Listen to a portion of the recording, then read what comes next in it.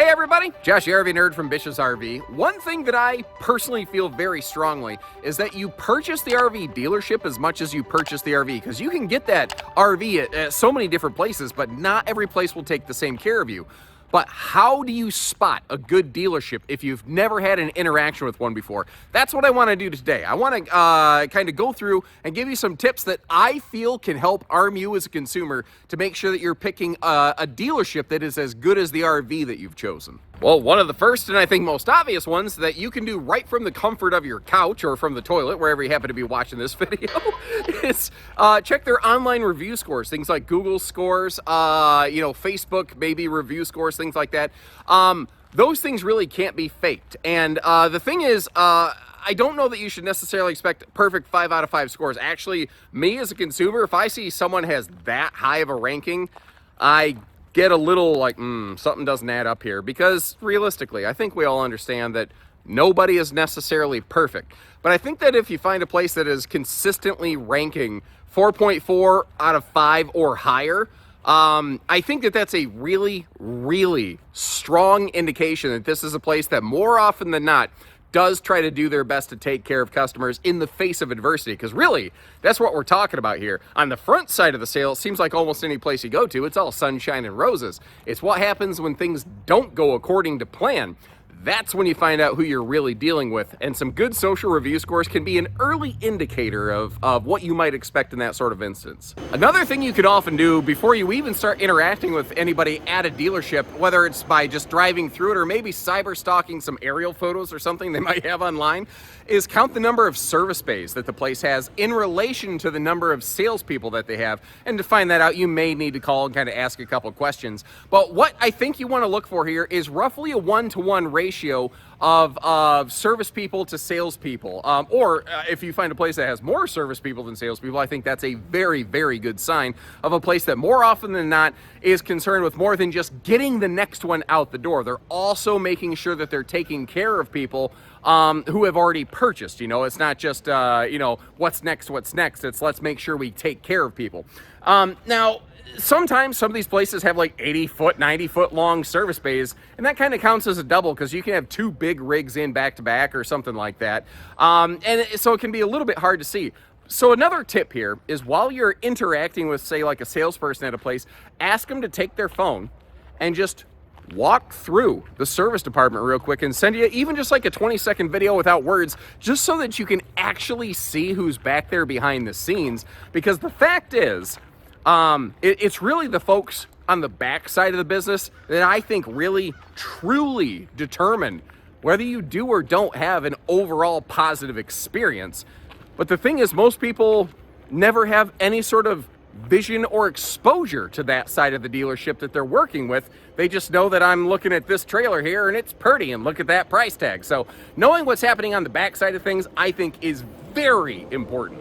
I also think it's really wise for you as a consumer to, investigate beyond the price tag. And what I mean by that is, I think a lot of people see the price of an RV and they just assume that the things that they're going to need automatically come with it. And frankly, before I worked in this business, I would have probably thought the same thing. I think that that's a normal connection that consumers would make, especially first-time RVers.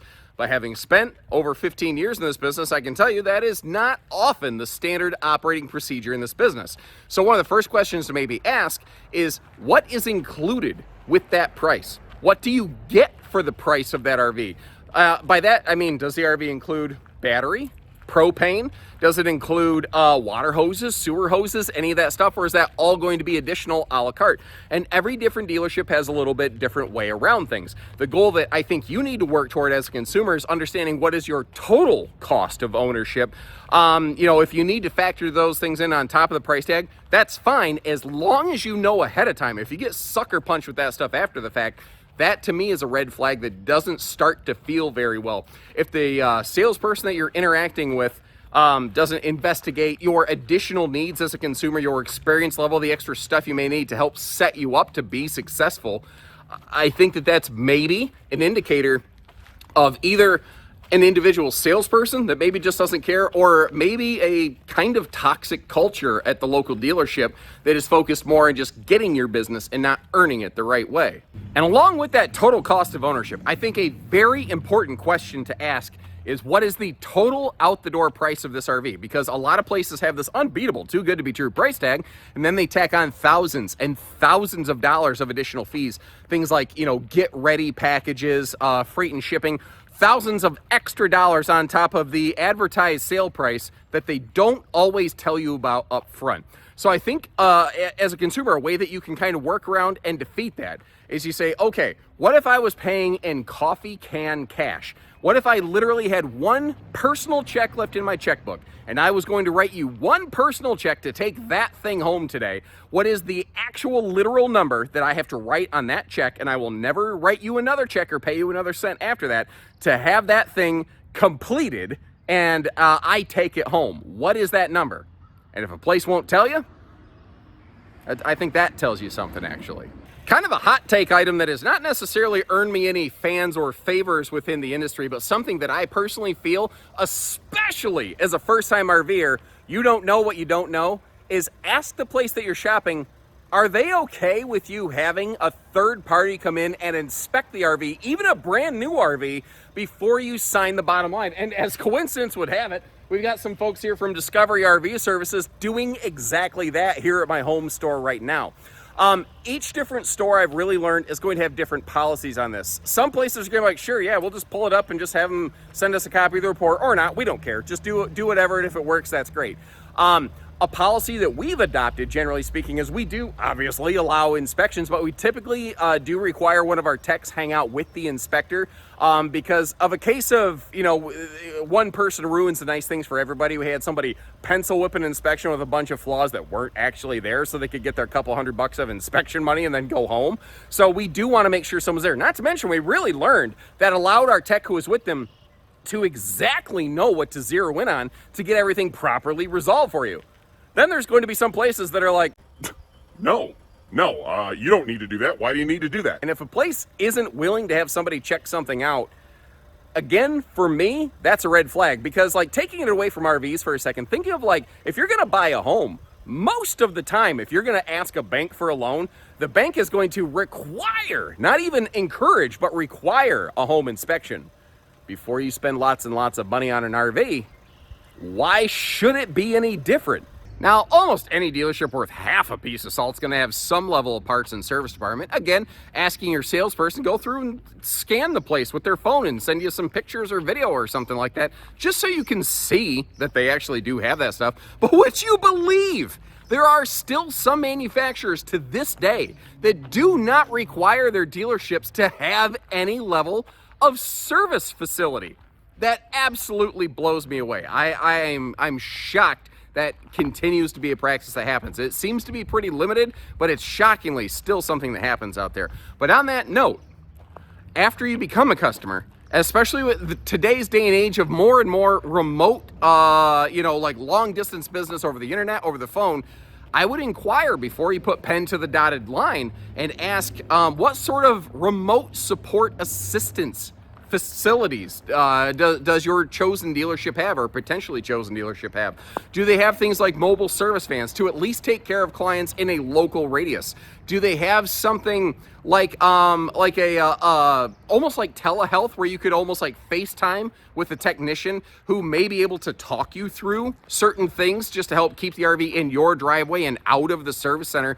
What sort of extra service enhancements does that place have in place to take care of you should something start going bump in the night? Well, let's say you do all of that. Let's say you do absolutely all of that, but there's still a lot of problems with the RV. Or let's say everything seems to make sense and the RV passes every test with flying colors. The dealership passes every test so far with flying colors, but you go to tow it home and you are white knuckle terrified of this thing. Before you buy the RV, consider asking the place with which you're shopping, do they have any sort of return policy? Because what you're going to find, probably 99% of the time, is that no, they don't. You're going to find that almost every dealership is going to say, well, no, we're really sorry about that, but you own it now. sorry about your luck.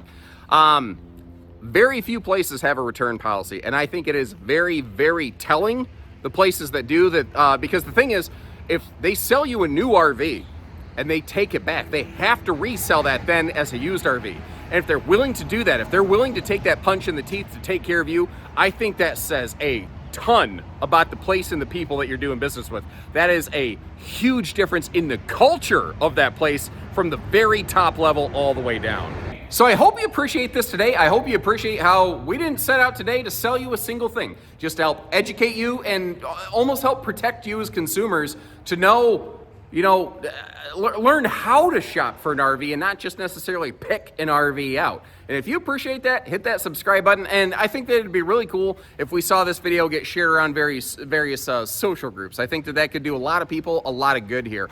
I've also got, I'm going to leave you some other links in the video description, like one specifically giving tips out to first-time RV owners, because I want to do anything I can to help educate you. And that's one of the coolest things about working here at Bish's, is that from the top down, the company's really empowered me with a policy of what we call the relentless pursuit of transparency.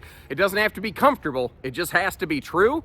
And if it's real and it's true, we want to put it out there for you. So if you like that, hit that subscribe button, like our video, leave me a note that says thanks, nerd, and appreciate all the return members of the RV Nerd Herd out there. So take care, stay safe, have fun, and happy camping, everyone.